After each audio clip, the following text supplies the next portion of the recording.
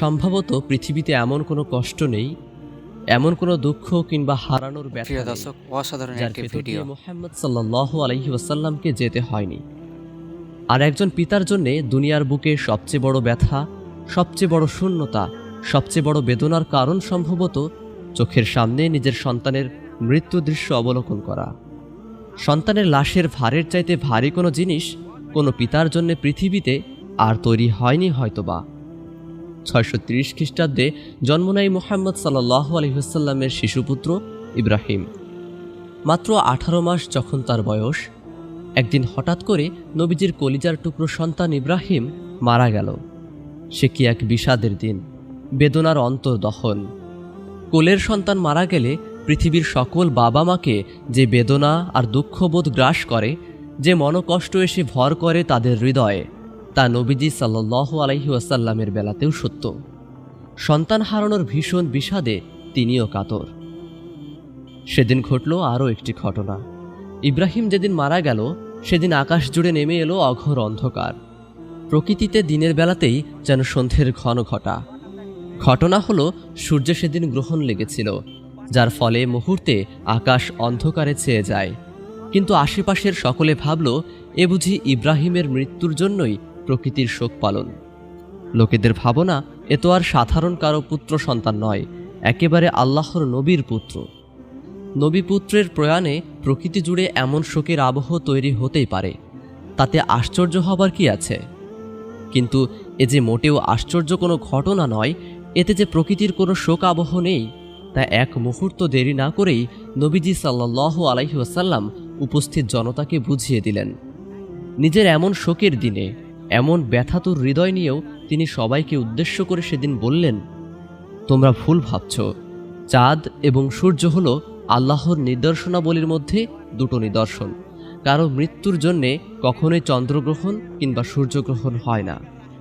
শোকে মুহ্যমান নবীজি সাল্লাল্লাহু আলাইহি ওয়াসাল্লাম এমন কঠিন সময়ে একদল মানুষ তার পুত্রের মৃত্যুকে কেন্দ্র করে জড়িয়ে পড়ছিল একটা কুসংস্কারে।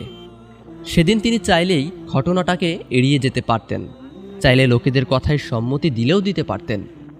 যদি তিনি সত্যিকার অর্থেই নবী না হতেন, যেমনটা মক্কার শত্রুরা তাকে বলে বেড়াতো, তাহলে সেদিন বলতে পারতেন, দেখো লোক সকল, আমি যে আল্লাহর প্রেরিত নবী আর দূত, তা নিয়ে তোমাদের মাঝে কি আর বিন্দুমাত্র সন্দেহ আছে? আমি যে সত্যিকার অর্থে আল্লাহর নবী, তার প্রমাণ আজ হাতে নাতে পেলে তো। যেহেতু আমি একজন নবী, তোমাদের মতন সাধারণ কেউ নই, তাই আমার সন্তানের প্রয়াণ দিবসে প্রকৃতিও আজ শোকাহত, আমার বেদনায় তারাও মর্মাহত। তাই তো দেখো, আজ আমার দুঃখ ভরা দিনে আকাশের জলজলের সূর্যটাও অন্ধকারে ডুবে গেল। ঝলমলে দিন পরিণত হলো নিশুতি রাতে। বলো, আমি যদি নবীই না হতাম, কেনই বা প্রকৃতি জুড়ে এমন মাতম বইবে? নবীজি সাল্লাল্লাহু আলাইহি ওয়াসাল্লামের জায়গায় যদি সেদিন অন্য কেউ হতো, এমন কেউ যার অন্তরে নবী হিসেবে প্রতিষ্ঠা লাভের তীব্র আকাঙ্ক্ষা, এমন লোক মাত্রই এই সুযোগ লুফে নিত, কোনোভাবেই হাতছাড়া করত না। নিজেকে প্রমাণের এমন মোক্ষম সুযোগ তো আর সবসময় সামনে আসে না। যদি নবীজি সেদিন নিজের কওমের কথাতে সম্মতি জ্ঞাপন করতেন, তাহলে তাকে অবিশ্বাস করার, তাকে মিথ্যাবাদী বলার, তাকে সন্দেহ করার একটা বান্দাও এই তল্লাটে ছিল না। তারা নিজেরাই তো এই সুযোগ তৈরি করে দিয়েছিল নবীজি সাল্লাল্লাহু আলাইহি ওয়াসাল্লামকে। তারা নিজ থেকেই বলাবলি করছিল, মুহাম্মদের পুত্র সন্তানের মৃত্যুর কারণেই প্রকৃতি জুড়ে এই শোকের আবহ। নিজেকে প্রমাণের এমন সুযোগ কোনো পাগলেও কি হাতছাড়া করত? কিন্তু নবীজি সাল্লাল্লাহু আলাইহি ওয়াসাল্লাম তা করলেন না, তা করার দরকার ছিলই না। তিনি তো নবুয়তের মিথ্যে দাবিদার ছিলেন না। যে ঐশী বাণী তিনি ধারণ করে এনেছিলেন মানুষের জন্যে, তা তো বানোয়াট কোনো গালগপ্প নয়, তা নয় কোনো মানুষের মন গড়া কথাও। তা ছিল দিবালোকের মতো স্পষ্ট, অস্তিত্বের মতো সত্য আর মহাকালের মতো ধ্রুব। যিনি সত্যসহ প্রেরিত, কেনই বা নিজেকে প্রতিষ্ঠার জন্যে তাকে আশ্রয় নিতে হবে মিথ্যের?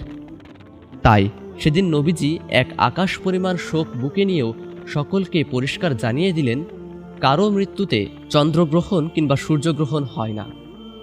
এই তো মহামানবের মহান বৈশিষ্ট্য। কত সহজ সুযোগ সুলভ হাতিয়ার হাতে পেয়েও যিনি সেটা পায়ে ঠেলে দিতে পারেন, যিনি শোকের সাগরে দাঁড়িয়ে সত্যকে স্পষ্ট করে বলে দিতে সংকোচ করেন না একটুও, তিনিই তো সত্যিকারের নবী। সত্য ধারণকারীর আশা করি বুকে ভিডিওটি আপনাদেরকে থাকে না ভালো লেগেছে। তিরস্কারের ভয়।